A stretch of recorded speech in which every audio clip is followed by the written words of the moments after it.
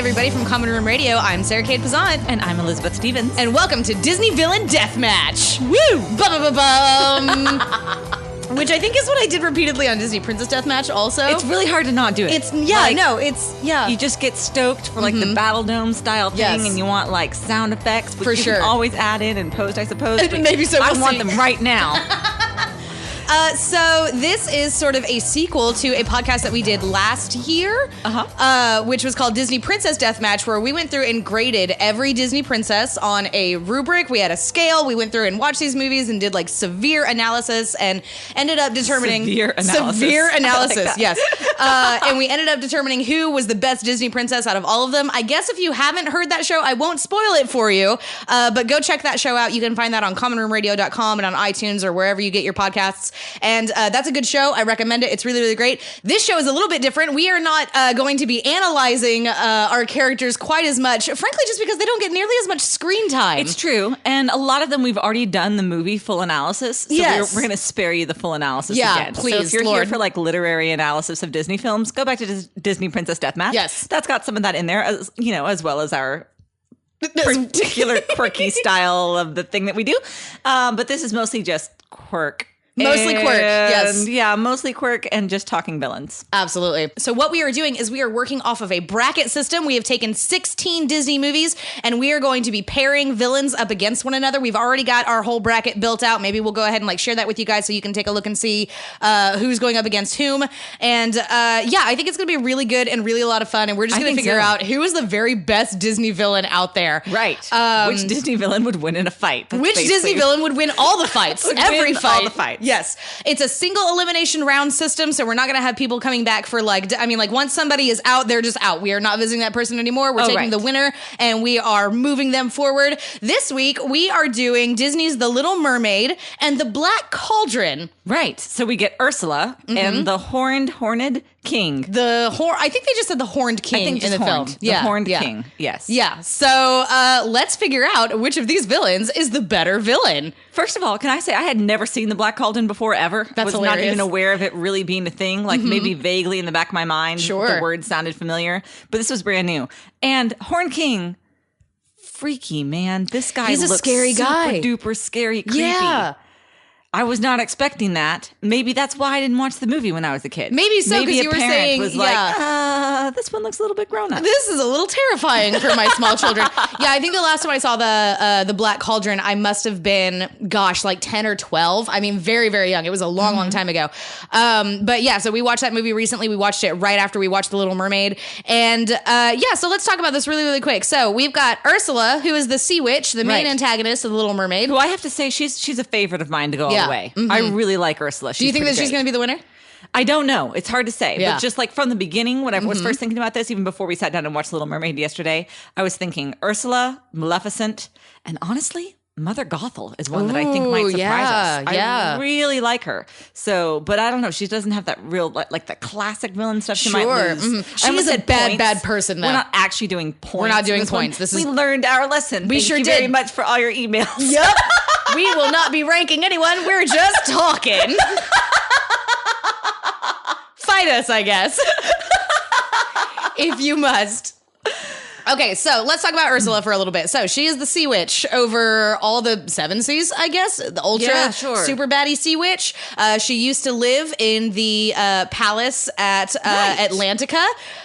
In one of the original drafts of the script, which I think I talked about this on our Disney Princess Deathmatch episode, she was originally going to be King Triton's sister, which was really interesting. It almost seemed like there was an allusion to almost like mythology. Like they were both like the son and daughter of a god, that they were somehow connected, although not exactly brother and sister. Right. Yeah, there was a sense of familial and for sure. rivalry. Yeah, these two are definitely aware of one another and have some sort of past. I'm assuming that Triton came through and like busted her out of the castle and all that, and then founded the Mermaid Kingdom, and it was great. Why not?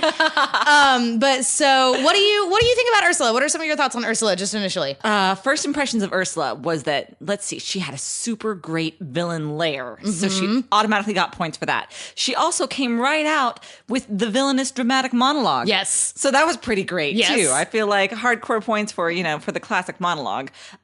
She has a very clear purpose and vision. I also think that stylistically, she's just effing cool. Yeah. Right? She's such a diva. She's got this really glam, like, drag queen thing going on. Oh, for sure. Well, they based her on the drag queen Divine, so that's I did not know. Obvious Probably choice. You told me that, and we talk about this all the time. Like, we'll go over things in other podcasts, and I feel like our listeners will be like, you know that, Liz. Sarah already told you.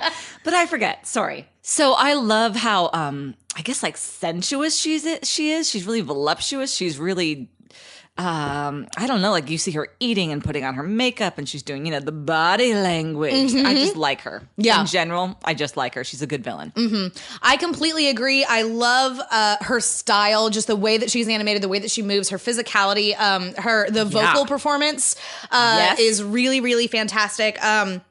Everything about Ursula, I mean, like, she's this giant, scary purple squid lady, but I mean, like, she is owning that. She is owning it so hard, and it's amazing to see that.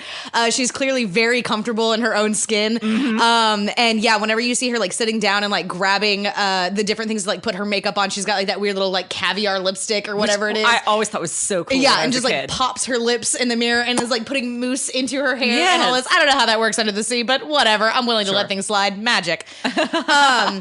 But yeah, she is, she's very intimidating and not even necessarily at first, like, intimidating in an evil way, but just like you see this person and you're like, this is someone with whom I should not mess with. She is just self-possessed. Yes, do very not F around with self-possessed. this lady. Absolutely. Sure.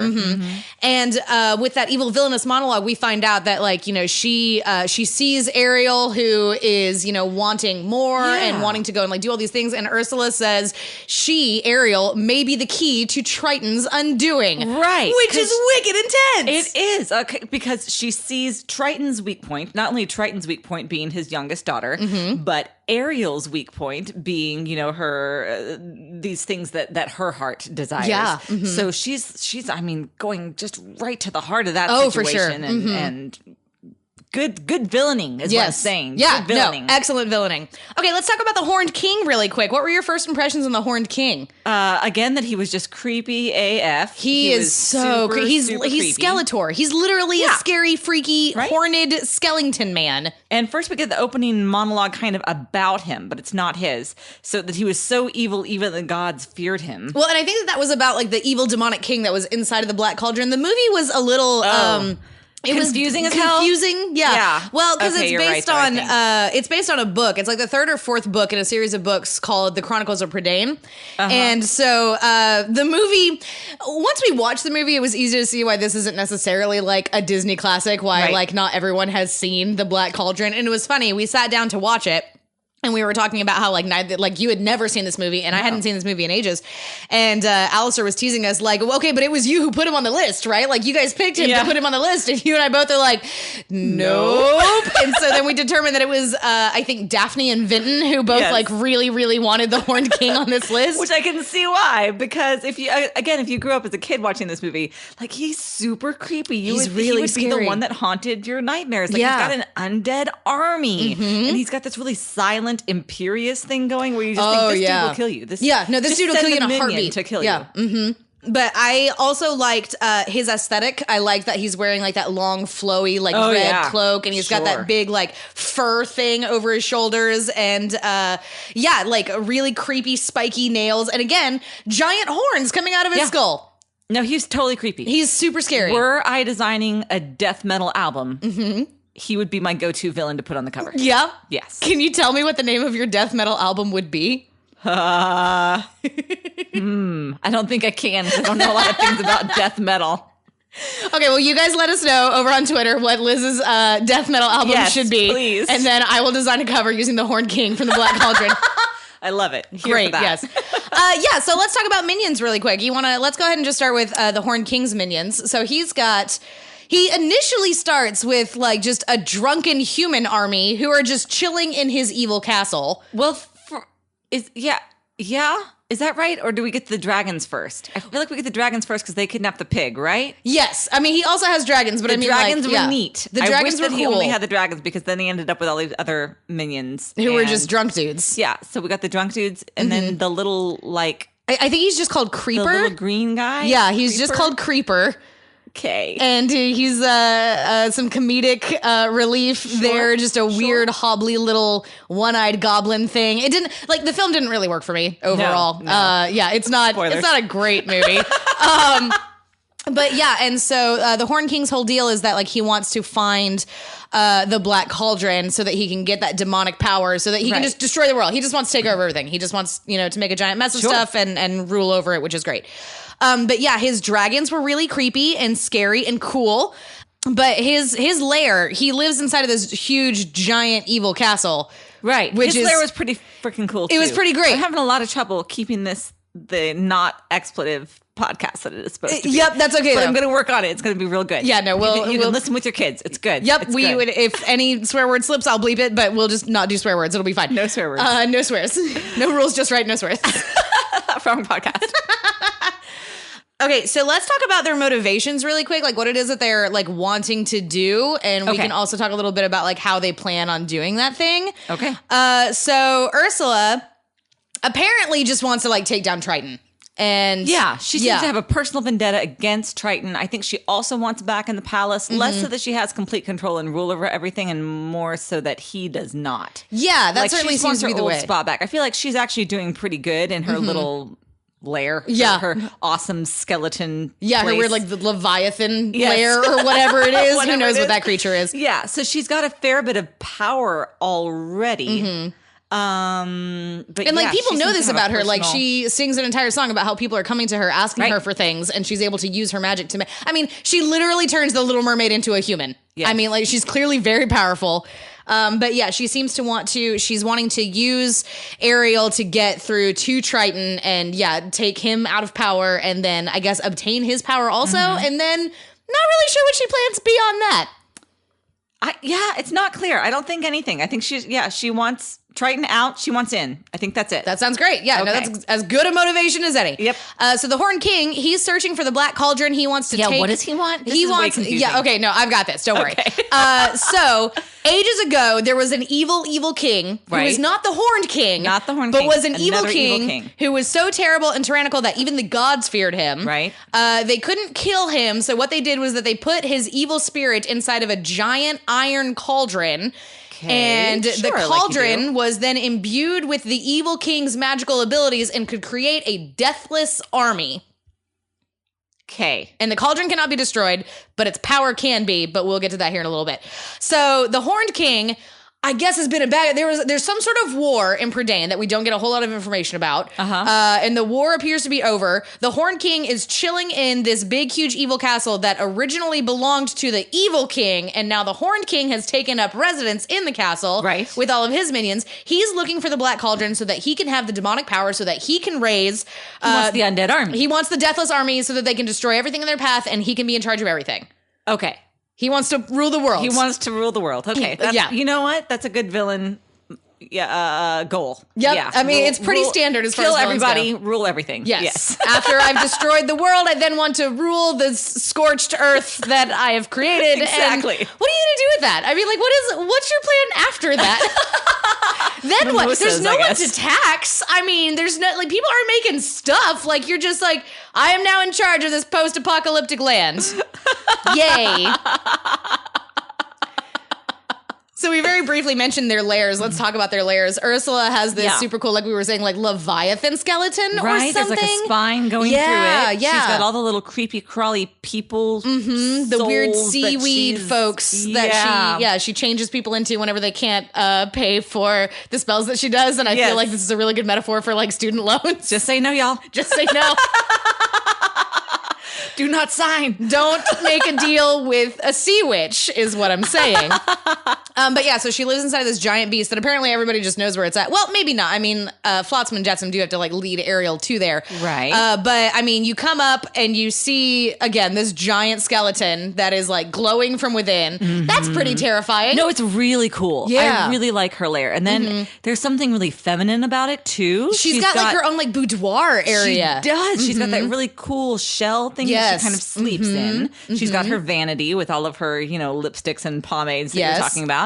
She's got, and then made out of sea salt. She's also got whatever those little like the pink seaweed streamer yeah, like the weird decor streamer, thing. yeah, like silk scarf things. And then also Right. she's got that big, almost like stained glass window on one section where Yeah. it's just dressing, but still, set dressing, but it looks Sure. great. And then, yeah, just dozens and dozens of little seaweed folks. I think it's fantastic. I think that's an A+ villain lair. I think so, too. Especially a villainess. Again, it's like it's very feminine and very... She's just cool. She's really cool. Yeah. I like her a lot. Yeah, for sure. So the Horned King chilling in the evil king's castle. Super evil castle, though. Yeah, it's Super like duper on evil. a craggy ridge over like destroyed mountains and rocks, Right. and it's got like its own atmosphere. There's constantly lightning and thunder and weird red clouds. Okay, Right. so I There's, will like, say this for the Black skulls Cauldron. built into the foundation of Yeah, things, just like for aesthetic appeal, it seems like. It's like you wanted someone to know, no, this is an evil castle. Good things do not happen here. The effects in the Black Cauldron were actually really cool because that movie was made in like the late 60s, early 70s. And they were still kind of doing this thing where they were combining hand animation with like some, I almost want to say practical effects, but like whenever you see like smoke billowing out, like it's actual footage of smoke and they've just colored it. Oh, and so that's it really looks neat. really neat in that kind of way. Adds like a whole nother kind of like dimension to what the animation is Right. doing. And so that's really cool. I thought that just a lot of the coloring effects and lighting effects in the Black Cauldron were really, really good. Yeah. But yeah, so we get, it's your generic evil castle. It's full of, secret passages and dungeons and the big torture chambers. Yeah, torture and chambers and skeletons burial hanging there. chambers. Yes, There's yes. a river in the castle Right. for some reason. And they've got that big dining hall where we see the Horned King's initial army, which is like just all of the like barbarian looking dudes, Right. who are drinking and eating steak and looking like they're having a great time. Honestly, they seem to be really enjoying themselves. Just a bunch of good old boys. Just a bunch of, yeah, I'm sure, what are the benefits of working for the Horned King? Well, you get steak and all the booze you want. Like, just so much booze. And you get to hit dudes over the head with blunt metal objects. Sure. So, it's What everything more you can want. in the life of a minion? For real. And then, there's skulls everywhere. There's cobwebs. And they don't have a cleaning lady here in the evil castle. Clearly not. And so, it's a pretty scary castle when you first initially see it. I think that the problem is once you get inside, pretty generic. It's not, it's Dark pokey castle. Yep. Okay, yeah, I see that. Oh, let's not forget it had the evil forbidden forest around it too, though, which is Oh, pretty that's cool. true. Yes. The Forbidden Forest, which Yeah. makes its presence known in every sort of fantasy story ever. Yeah, two very, very different layers. Yes. Yeah, I don't know if there's a clear winner for the villain lair. They're both pretty good. I don't know. I feel like Ursula's is better think just a because clear it's a winner? little more original. It is more original, that's for sure. Yeah. Come on, Horn King. This is so cliche. Cobwebs? Really? Really, guy? Green smoke. I see what you're doing. Yeah, I get it. that's you're cute. bad. That's you're the cute. big Yeah, bad. you're the baddest. I get it. Oh, I'm the Horned King. I'm really evil. Okay. Fair enough. So let's talk about their minions. Okay.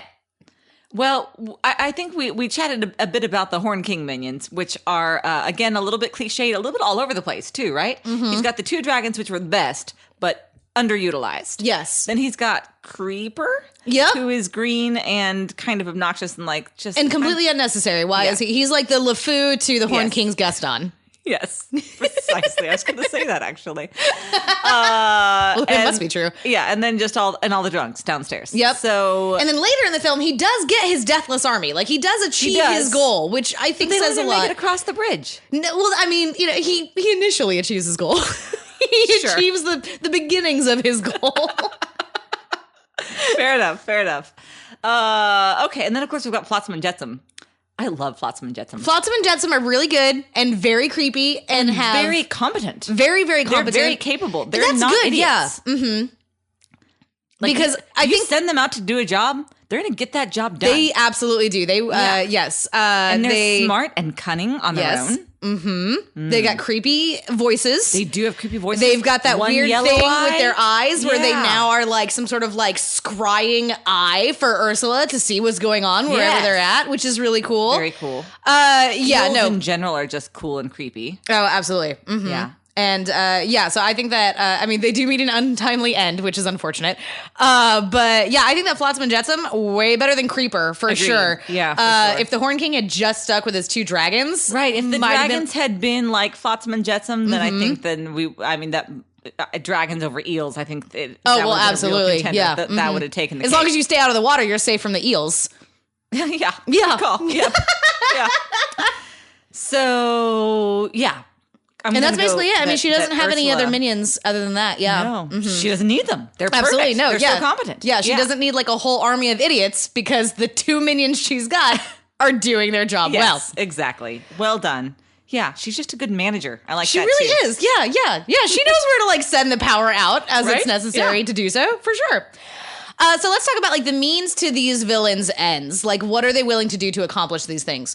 The Horn King was willing to kidnap a pig and have the pig tell him. But he didn't kidnap the pig. Again, he sent his minions out for sure. Yes. Sent the dragons out to kidnap the pig. Right. And then brought the pig to tell him. The Black Cauldron's a weird movie, you guys. Real weird. Had the pig, use the pig's magical powers. Things. It's an oracular pig. To tell him where the Black Cauldron was at. But he didn't actually like go. He didn't show a whole lot of initiative to like go and get the Black Cauldron. No, he was very silent and imperious. Yes. Also voiced by John Hurt. Cool. Yes. I quite like John Hurt. No, I like John Hurt very much. Yeah. Okay. Yeah. Really, really good. But basically, the Horn King just kind of sat back and let his minions do all of the work, which totally true. Is basically like villain 101, I guess. If you're not going to be a very good villain, that's sort of what you do. Yep. But he didn't show our hand here a little bit. Yeah, I think so. But yeah, he didn't even kill like the protagonist of the Black Cauldron. He just kind of like chucked him into the prison, which I guess makes sense because the protagonist Taryn was the only one who could get the oracular pig to tell the future. So I can see why you need to keep someone around in order to make that happen and get the vision of the Black Cauldron from the pig who can see the future. God, that movie is just very strange. And also, it sees the future in its like water basin. Yes. Mm-hmm. Yep. Any water basin you got. You got to say a spell and then the pig sees the future. Yep. She's a very special pig. No, and the pig doesn't have to tell you the future. You just get to kind of look in. And then just sort of determine what it means. Yeah. Yes. Very confusing. It's very quite. Ursula. Yes. Straight up finds the daughter of the man that she wants to destroy. Right. Gives the daughter everything that the daughter thinks that she wants. Right. And makes a deal with her and gets her to sign this contract. And then, so Ursula tells Ariel, you've got to make Eric fall in love with you in 3 days or else you're mine for all eternity. Right. And you don't have your voice. You've got to figure it out, work on it. You'll, body language, etc. Yes. Uh-huh. And so Ariel does an okay job. She doesn't like write her name in the sand or anything to tell Eric what the situation is, but I'm willing to let that slide. But, as the sun is setting on the second day, they almost have their kiss at the end of Kiss the Girl.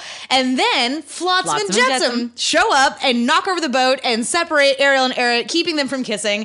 And this shows, I think, Ursula's initiative. Like, she is not willing to just like lay back and like wait for the thing to happen. No. I mean, like, she's absolutely cheating, but that's because she's a bad guy. Dirty cheater. Yes. Which again makes her a great villain. Mm-hmm. Yeah, no, she jumps all in. Absolutely takes initiative. Turns into, what's her name? Vanessa?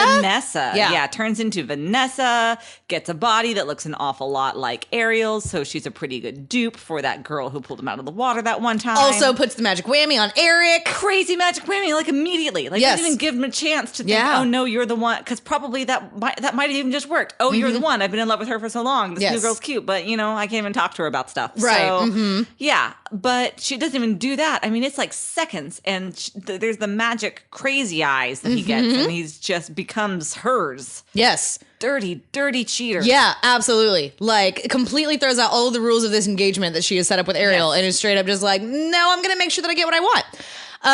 So that fails, actually. And let's not forget that when she first talks Ariel into doing the bargain, it's crazy emotionally manipulative. Oh, yeah. Yeah, about how, she's just a helper of poor souls with no one else to turn to. Mm-hmm. Yeah. She's a very hands-on villain. She, like, really gets in there and, like, does the work, which is really impressive and really good. She has a song. Horn King, no song. No, well, there were no songs in the Black Cauldron at all. I'm just saying. I agree with you. Villain song makes you a better villain. It's true. Yeah. You gotta sing if you want to, get the job done.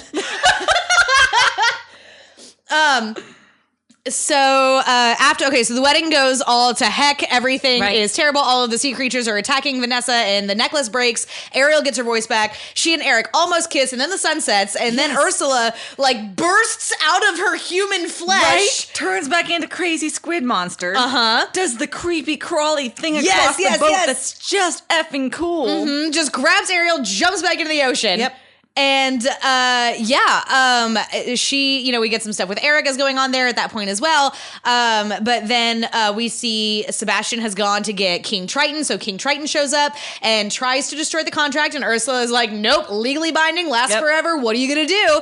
And even turns Ariel into a little seaweed creature for a little bit and is now worse than death. Yeah, emotionally manipulating Triton, being like, you love your daughter, but I've got her, but I'll make a bargain if you trade your life for hers.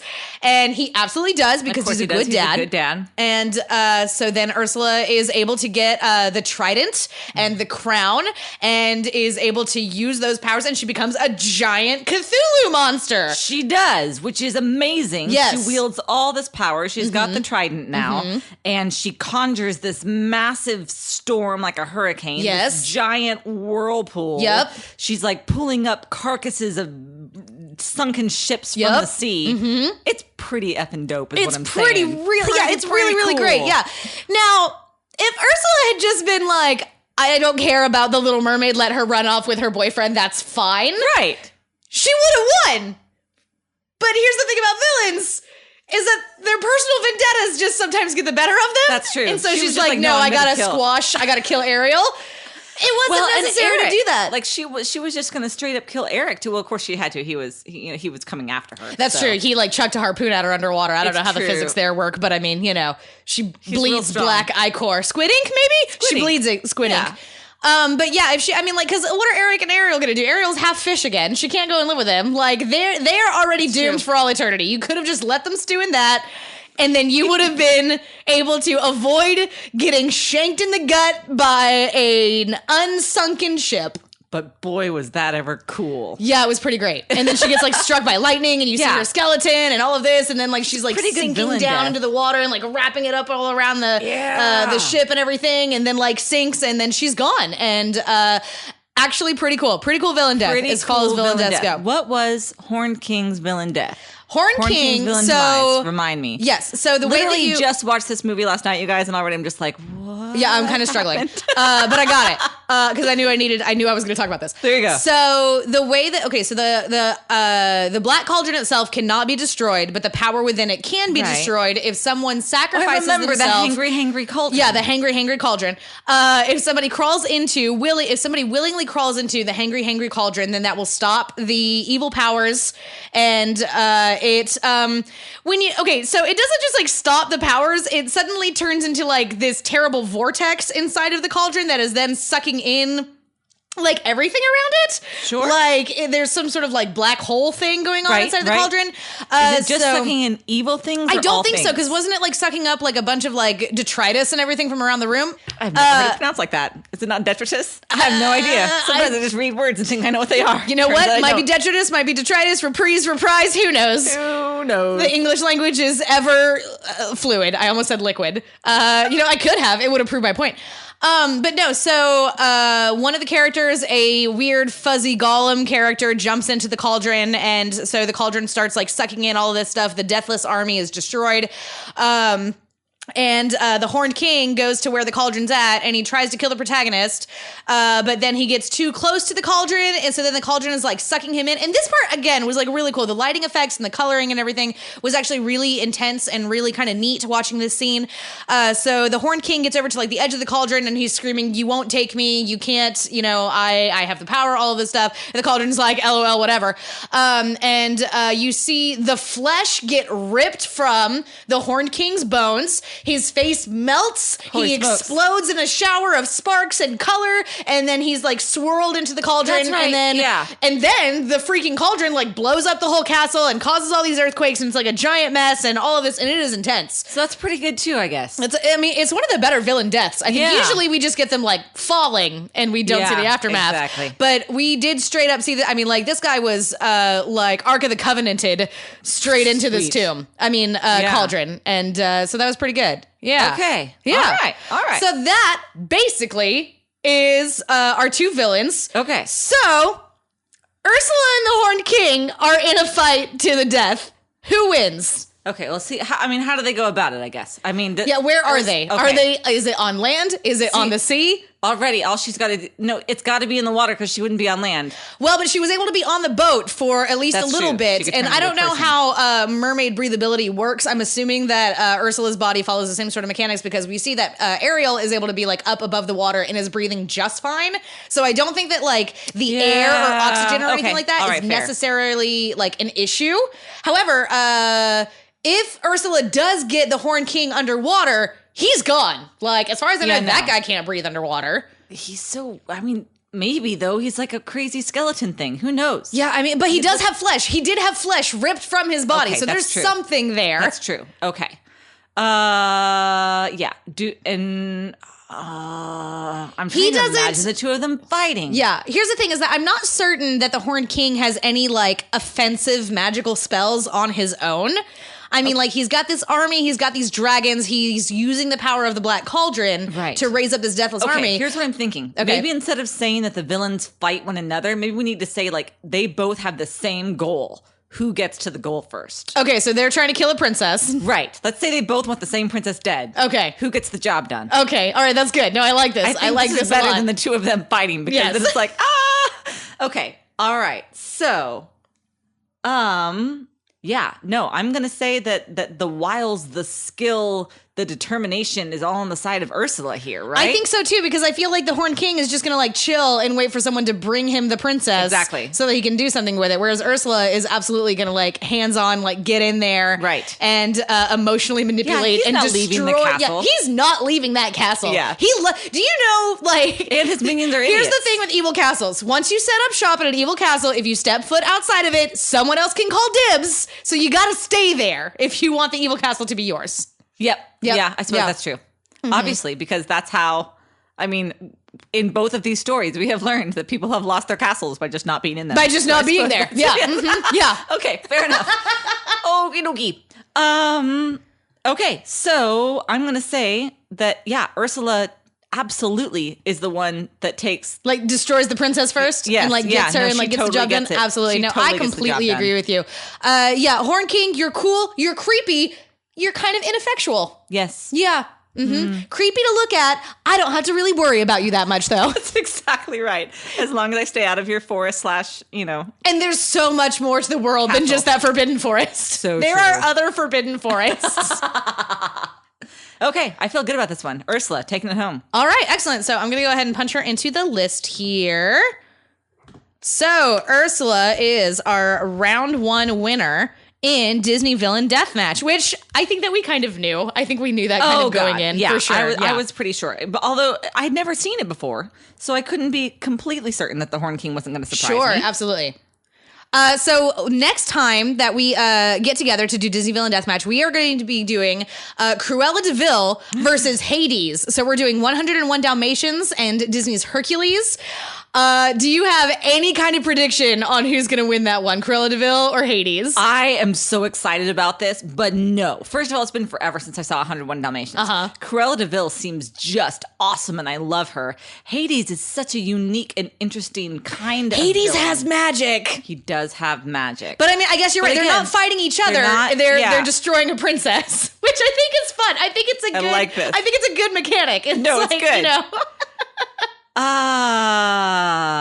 bet's on Hades. Yeah, I think my bet's on Hades also. Yeah, so we'll see how that goes. I'm looking forward to talking about Cruella de Vil, but my bet is definitely on Hades. Yeah, so we'll see how that goes next time. But again, this time on the show, Ursula beat out the Horned King, and I feel really good about that. Yep. So great job there, Ursula. We're super duper proud of you. Can't wait to see what you do later on. We're not going to see her for a couple of rounds because we've got to go through, our first initial rounds. But it'll be interesting. She's going to be, I believe, against either Cruella de Vil or Hades. So it'll be really interesting. Is that how it works out? Yes. Okay. Cool. Whenever we get back around to it in a few weeks. Will be really good. Yeah. I think that's going to be where we end up going. I think so. Yep. It's going to be really, really good.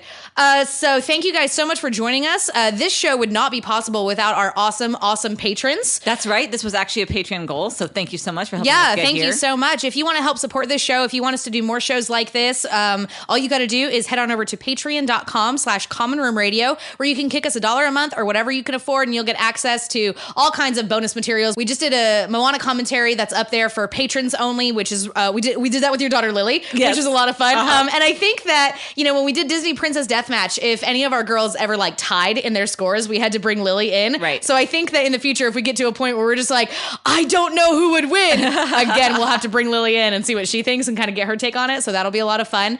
If you guys want to engage in the conversation and tell us why we were wrong, then you can head on over to Twitter. You can find me on Twitter at Elsa Grab the Salt. I'm Lizbeth Ray 555. You can find both of us at Common Room Cast. You can also visit our website, commonroomradio.com. We've got t-shirts for sale, jewelry for sale. You can also find all of our other shows over there, including Disney Princess Deathmatch. Right. And for this show, you can use the hashtag DVDM. DVDM for Disney Villain Deathmatch. Yes, we're very, very excited. It's going to be a lot of fun. You could do us a favor and head on over to iTunes and leave us a rating and a review over there. That helps people to like see the show and like get it up there in the ranks and things like that. And I think that's basically going to be it. I think that takes care of us for this time. I think so too. Awesome. So once again, from Common Room Radio, I'm Sarah Kate Bazant. And I'm Elizabeth Stevens. Bye.